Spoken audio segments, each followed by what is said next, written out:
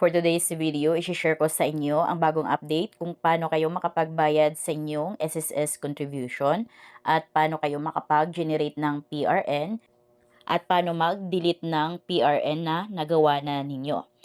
Ayan, nasa mismong SSS website na tayo. Login lang kayo dito, lagay nyo lang yung inyong user ID at saka password, then click sign in. Ayan, nakapag-login na tayo sa ating SSS account. Dito makikita na agad natin yung ating contributions. So dito, click lang natin itong generating a PRN. Dito sa step 1, kailangan natin mag-generate ng PRN. Dito sa membership type, click lang natin yan. Dito, mamimili kayo kung kayo ba ay voluntary or OFW. Dito, piliin nyo lang kung ano yung membership type ninyo. So, ako is voluntary. Piliin ko yung voluntary. Next naman is kung anong applicable period. So, kung anong month yung babayaran ninyo. So, halimbawa, ang babayaran ninyo is yung month ngayon, February 2026. So, okay na yan. Huwag nyo nang baguhin. Then, pag once na magdagdag kayo ng pension booster, so, click nyo lang to. Yan. Then, lagay nyo yung amount kung magkano yung idagdag yung pension booster.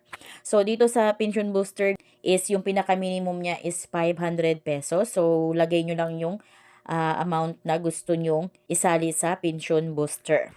Pero kung halimbawa, ayaw nyo naman lagyan, click nyo lang yan.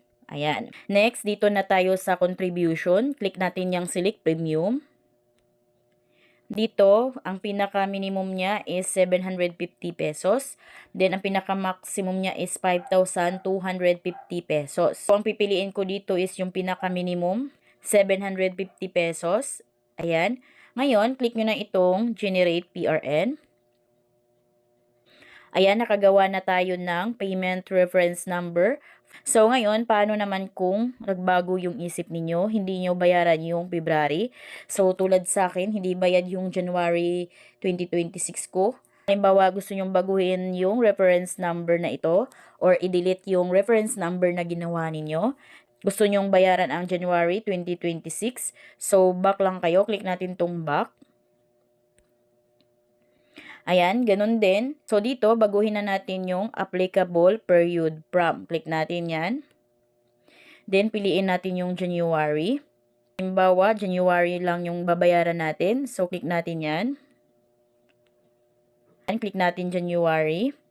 Then, kung halimbawa naman guys, gusto nyong 2 months ang bayaran ninyo. So, then, halimbawa gusto nyong bayaran yung 2 months. So, pwede naman.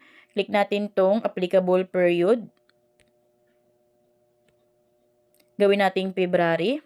Ayan. So, ang babayaran natin dito is January na at saka February. Ngayon, click Generate PRN. Next, select Premium ulit. 750 pesos. Ngayon, click Generate PRN. Ayan guys, nabago na yung ating Payment Reference Number. So, yung ginawa nating Payment Reference Number kanina, so, na-delete na yon, nagbago na. Ito na yung bago nating reference number. Then, yung applicable period niya, so 2 month na yung mabayaran natin sa ginawa nating PRN na ito. So, January at February na. Then, paano kung nagbago na naman yung isip niyo, gusto niyo bayaran ang January to March dahil para isahang bayad na, parang isahang service fee na din yung pagbabayad. Ganun din, click natin yung back. Then, dito sa applicable period 2, click natin yan. Gawin nating March. Ayan. Select Premium. Piliin ulit natin yung pinaka-minimum, 750 pesos. Click Generate PRN. Ayan, as you can see dito, the reference number or PRN is nagbago na ulit. So, ganun lang ang pag-delete ng PRN dito. So, baguhin nyo lang yung applicable period na gusto ninyo. So, mabura na yung PRN na ginawa ninyo. So, pwede kayong mamili kung ilang months ang babayaran ninyo dito. Mag-generate lang kayo ng payment reference number. So, as you can see na, nakakalagay na grand total na nabayaran sa PRN na ito is 2,250 pesos na. Ngayon, dahil ito lang yung ating kailanganin, PRN reference number. So, pwede nyo yan screenshot. para pagka mamaya gusto niyo nang magbayad sa GCash is hindi na kayo mag-o-open dito sa inyong SSS account. Or kaya kung magbabayad na kayo diretso, so long press nyo lang tong payment reference number, copy. Again, long press nyo yung PRN, copy. Then ngayon, open na natin yung ating GCash apps. Open natin yung GCash.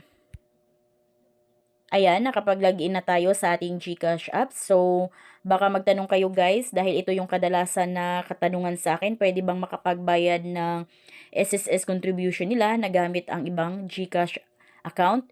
Yes guys, pwede. So, ngayon dito, makikita nyo na agad yung bills.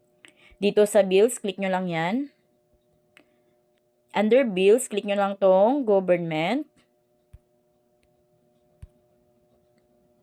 Dito, para di na kayo mag-scroll, search billers na lang. Click natin yan. Search lang natin, SSS. Then, lalabas na agad yung SSS contributions. Click lang natin yan. So, dito, kung may budget naman kayo, so magbayad na kayo ng tigi ilang months. Halimbawa, tulad ng ginawa ko, 3 months na yung ginawa kong PRN dahil may service fee na itong 8 pesos. So, sayang din every month na magbabayad kayo ng 8 pesos for the service fee. So, guys, kung gusto nyo nang wala kayong service fee, so, gamitin nyo pambayad yung inyong UMID ID na, Union Bank, para free of service fee yung pagbabayad nyo ng SSS contributions. Ngayon, lagay na natin yung amount dito. 2250. Next is the reference number, yung ginawa nating PRN. So, paste lang natin dito dahil kinapi na natin kanina. Ayan, so 100% sure na yan na tama yung payment reference number natin dahil naka-copy-paste yan. Next is your email address. So, yung email address ninyo, ilagay nyo lang kung gusto nyo mag-email si GCash sa inyo for your payment receipt. Pero kung ayaw nyo lagyan is pwede naman dahil optional yan. Ngayon, dito naman sa may box, kung halimbawa naka-check yan, uncheck nyo lang para hindi kayo mabawasan ng 1% of your bill amount. Ngayon, click nyo tong next. Then, click nyo tong confirm. So, ayan guys, ganun lang kabilis ang pagbabayad ng inyong SSS contributions online. So, kung kayo ay bago dito sa aking vlog, please consider to subscribe para updated kayo lagi sa mga informative na mga videos ko. Thank you for watching!